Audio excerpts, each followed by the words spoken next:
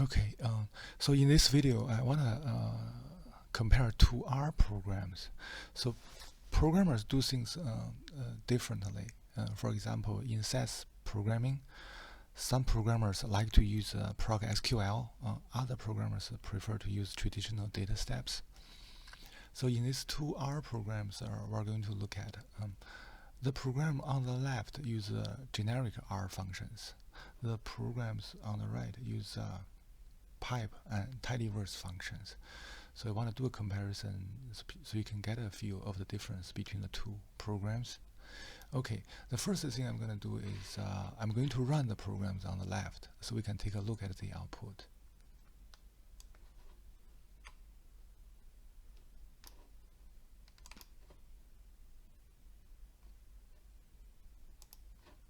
Okay, we open the output.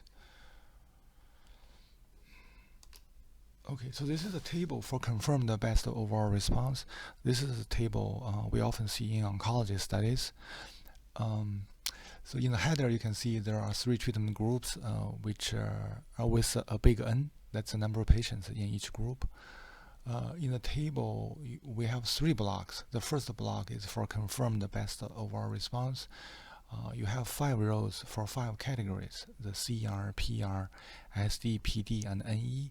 We get the count and the percentage for each category for the 3 treatment groups. After that, we have 2 blocks. We have the objective response rate, we have the clinical benefit rate. We calculate the proportion with confidence interval for each treatment group. Okay, so let's look at the program from the beginning. So at the start, we load those libraries. Here you can see we have the dplyr and the tidyr. Both of them are part of the package tidyverse. So you can choose to use the library tidyverse, but that's a huge package because it includes a lot of other things. The next line we use the date. So we're putting the date into this variable. It's going to be used in the footnote of the table. The next 2 lines we use a read sets function to read the SAS dataset into data frame ADSL and the ADRS. The ADSL and the ADRS has a treatment variable TRT 01P. It takes a value of group A, group B, and group C, but there is a space in the values. So here we're using the gsub function to remove the space. In this line, ADRS, this is where we start to see the difference between the 2 programs.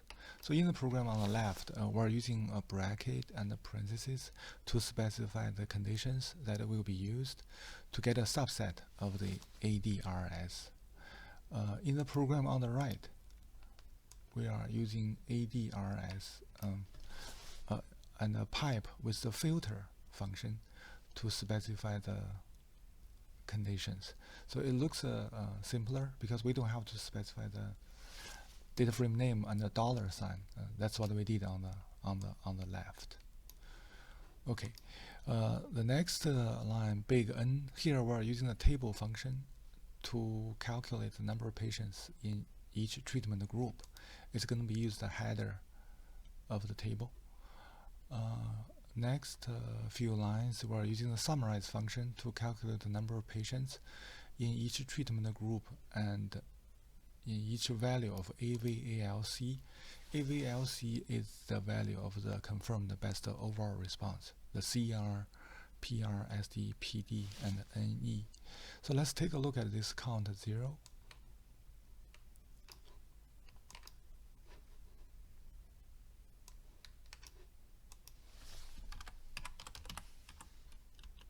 Okay, so here you see we have the treatment group, we have the categories, and then we have the count. So one problem with this is we don't have the CR here. In the table, we must show the CR. So that's why we're doing the few lines here. We're creating a frame data that has all the categories.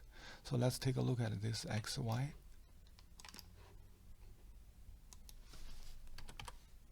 Okay, so you can see in the XY we have 5 categories.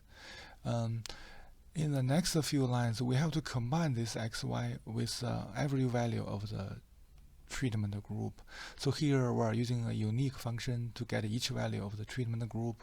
Then we do a for loop to combine the treatment value with xy. We create three data sets, the COMB1, COMB2, COMB3, because we have three values in the treatment group.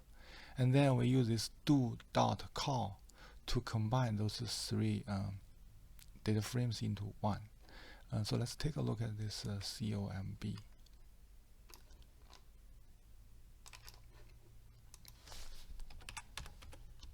Okay, so you see in this one we have all the categories and all the treatment groups. We're going to merge this one with the count 0. Here in the program on the right, it's done differently. So let's take a look. We still need to create the XY for those 5 categories. But here, instead of doing a for loop, we first put the values of the treatment group into X4, and then we use a pipe with crossing function to combine XY with every treatment group. So it looks much simpler in the program on the right. Okay, next few lines, we're using the unlist function, and we create some new variables for the COMB. In the right, we're doing the same thing, but we're using a pipe with mutate function.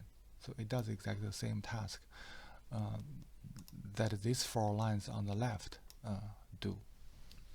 Okay. In the next few lines, we merge the comb with count 0. We assign denominator based on the treatment group, and we calculate the percentage. In the program on the right, we're doing that with a pipe and the merge function, mutate function. They look similar. We're still saving some typing because we don't have to type the data frame name and $sign, which we have to do in the program on the left. Okay. In the next few lines in the program on the left, we do the transpose. We create a new variables cat label and a block. So in the program on the right, we are using a pipe and the mutate function to create those two variables. Okay, there's no difference in the lines below. Here we're doing the ORR, the objective response rate. We're doing the clinical benefit rate. The 2 programs are the same. Now, once we have those data frames in the program on the left, we're using the C function, the generic C function, to keep certain variables in the data frame. So in the program on the right, we are using a pipe with a select function to keep certain variables. They look similar. After that, we use a GT package to do the reporting. So there's no difference between the 2 programs. So overall, you can see depending on whether you want to use those pipe and the tidyverse functions, the program can give you like a totally different feel.